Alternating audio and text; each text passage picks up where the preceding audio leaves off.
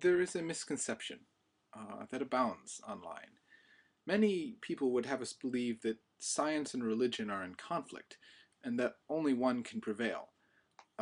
We see this, for example, by atheists, who sometimes try to categorize the world into categories such as the rational and the religious. We see this with, for example, Kenneth and creationists, who try and categorize the world into the religious and the humanists. These dichotomies are not atypical in a general sense. Humans quite often try to reduce dynamic and multidimensional concepts into binary stereotypes. Take, for example, this limited and partial list of political issues. Anyone could have a range of views that could fall on either side of this list. And even this list involves a pretty large degree of dichotomization. And yet, the way that the media portrays it, we would believe that there are two camps. There's the right, and then there's the left. Dichotomies, I think, are popular because they fit into the us versus them narrative, one of the most popular narratives in the history of the world. It makes people feel good to feel like they're waging war against them. They're fighting the good fight, whoever the them may be. But of course there are no thems in humanity. There's only us. Thems are figments of our imagination. Science cannot comment on the existence or the non-existence of God. That is, the question of God's existence is not a scientific question. Thus, evolution, a scientific theory, is not a threat to the existence of God. And any scientist who would have you believe that evolution disproves God is not making a scientific claim. They're making an ideological one. I've asked some of my friends and acquaintances to assist me in explaining why this dichotomization between evolution and God is wrong. I hold these people in great respect, and I hope that they can speak to any concerns or questions you might have about the relationship between science and God. So until next time, take care. Peace.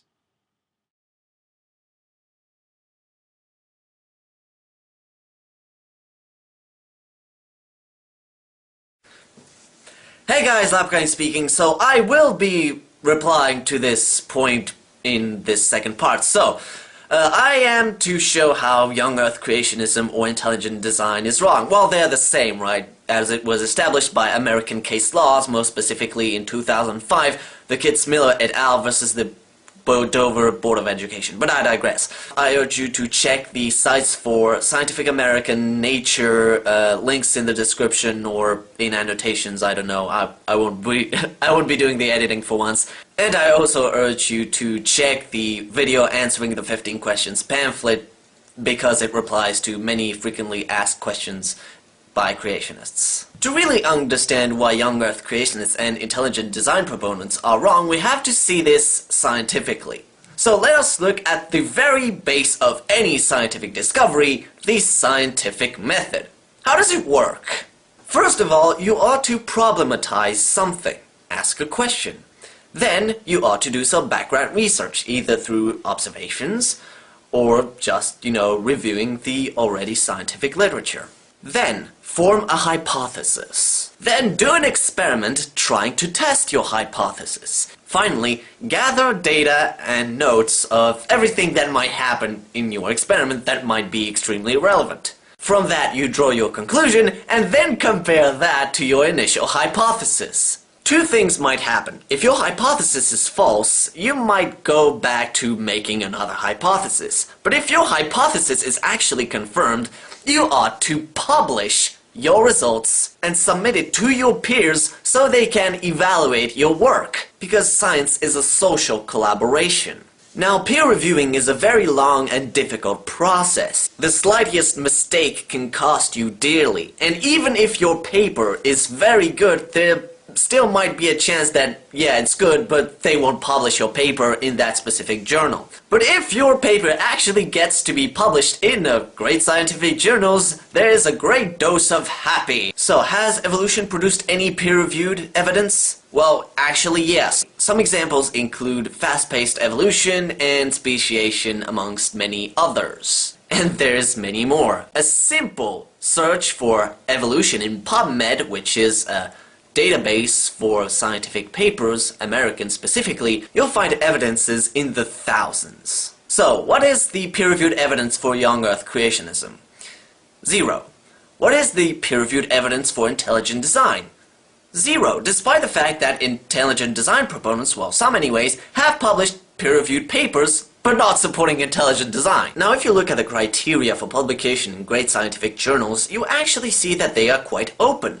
For instance, in the journal Nature, you see that there are 4 main criteria for publication. Just as long as strong evidence is provided for the conclusion, just as long as the discovery is entirely new, and just as long as your discovery is actually relevant in its main field of study or other fields, then your discovery will be published. Probably because Nature gets many more papers that it can publish. So it rejects something in the lines of 90% of papers, and it basically publishes only the best and most spectacular breakthroughs in science. That would actually include evidence for young Earth creationism and intelligent design.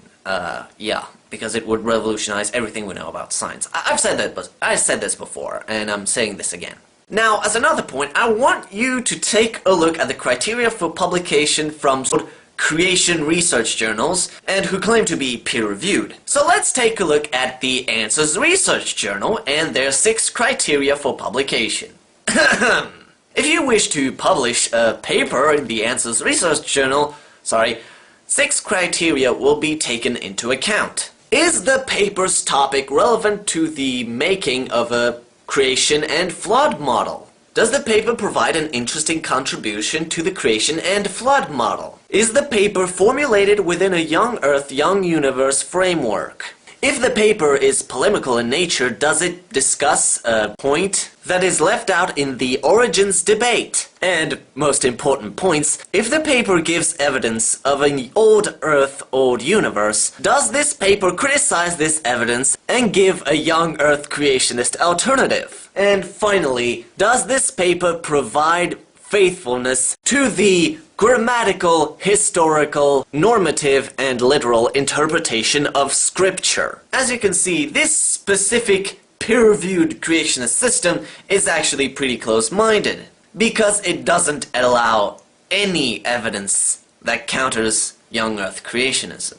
Actually, the criteria for publication are in line with the Answers in Genesis in this case, statement of faith. And the last criteria is the main reason why the Answers Research Journal is considered a theological journal rather than a scientific one. And for people like this to be Christians just like us, who hold to the fact that nature gives insights into the processes of divine creation, well, God reveals so far anyways, they themselves deny to see what nature reveals of how God made us and all life on earth over an interpretation of Scripture, as if truth could be somehow challenged by reality. They don't seem to have enough, faith in God that clearly says that nature reveals the beauty of creation. And that's exactly my point. Major young Earth creationists and intelligent design proponents do not have faith. Instead, they have a religious ideology. A religious ideology that permits no acceptance of established scientific facts over a medieval model of reality. And they're defending it to the teeth. And, that's a wrap. Haha.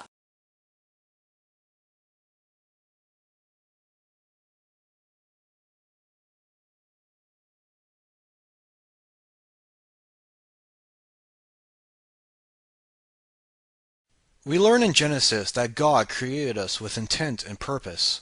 We know we have value in the eyes of God, else why would He will us to be? The creation is fundamentally good. Our dignity and value thus comes from this basic understanding.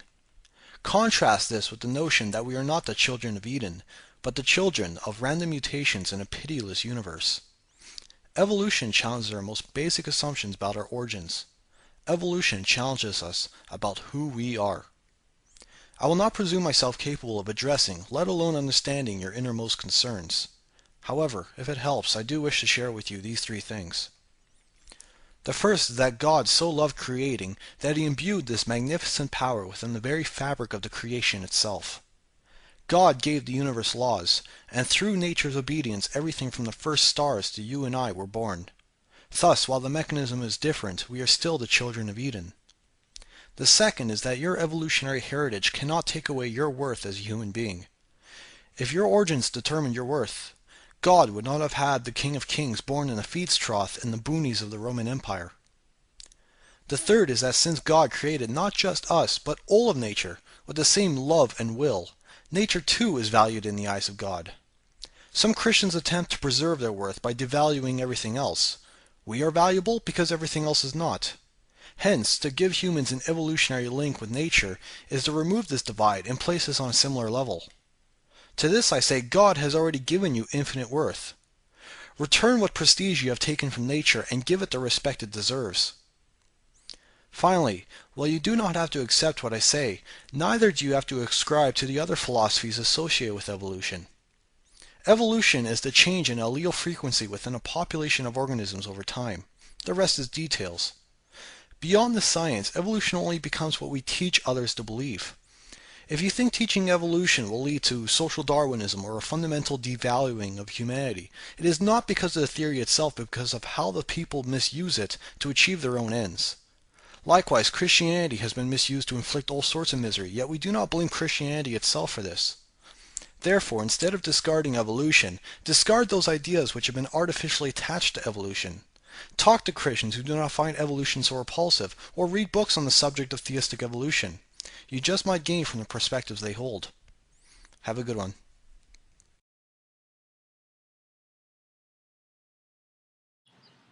When we think of science, the relationship between science and religion, people, not just atheists, but Christians, many Christians, put a dichotomy between science and religion when they shouldn't be, when there's no conflict between the two. They are two completely different things that serve their purpose. Science is a tool to understanding God, plain and simple. But it's not a tool that can fully understand God himself, since science can only deal with the natural. Psalm 19 says this: "The heavens declare the glory of God. The skies proclaim the work of his hands. Day after day they pour forth speech. Night after night they reveal knowledge. They have no speech. They use no words. No sound is heard from them. Yet their voice goes out into all the earth. Their words to the ends of the world. In the heavens God has pitched a tent for the sun. It is like a bridegroom coming out of his chamber, like a champion rejoicing to run his course. It rises at one end of the heavens and makes its circuit to the other. Nothing is to derive of his warmth." Now notice that. That's a poetic psalm describing how God creates, and how we can understand God's creation. That in of itself is not science per se, but it's a way of understanding God and creation. Science is just another way of explaining God's creation. When we think of religion, when we think of the Psalms, poetry, literature, that is one way of trying to understand God's creation. Science is another way of understanding God's creation. That is the way science should be. When we try to take science and use it on a being that is God, to try and understand using naturalistic means a being that is not natural, you are technically insulting God himself. Because, remember, the heavens declare the glory of God. The skies proclaim the work of his hands. If science can only deal with the natural, then why do we need science to explain God himself? When science goes into how God created, plain and simple. And that's the mechanism that science should be. And they should never, conflict with one another. Science is a tool, nothing else, that goes to try and understand God's creation. And when we try to mix science as a tool with the supernatural, we end up insulting God more than anything else. Because remember, if we're using science to understand his handiwork, why we need to put God in the equation of every single little thing, when science itself already is just explaining how God did it? It's already assumed that God created. And again, I repeat this.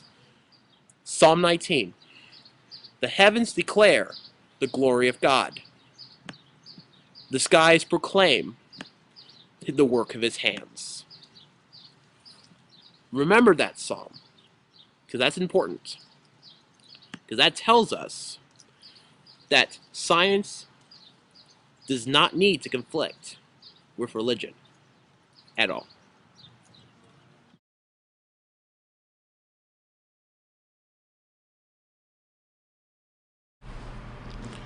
Hi, my name is Michael J. Crawford, and I host the YouTube channel Rational Roundtable.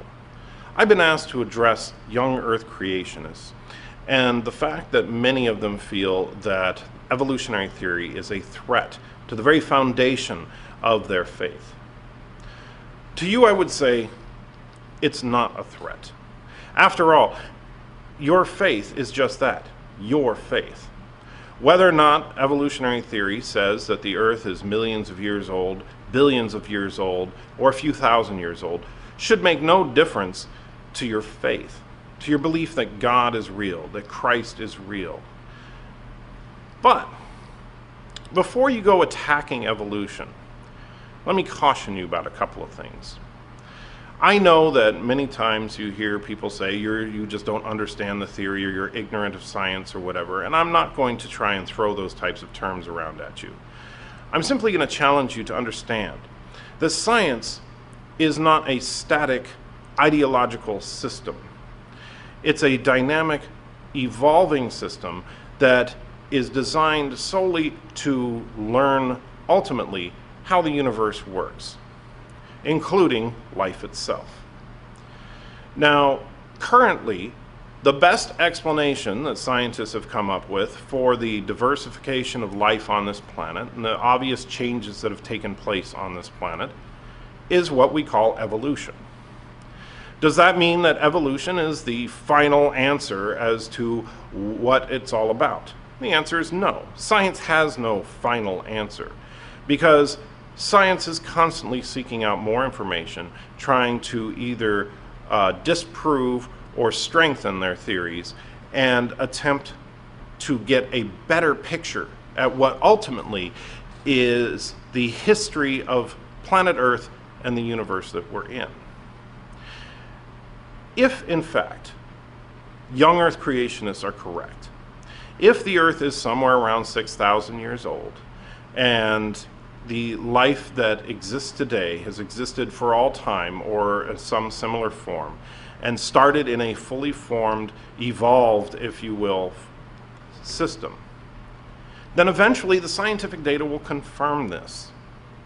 Because as science goes on, it gets, its system is designed to eliminate those things that are disproven and adapt new theories to explain the facts as we see them.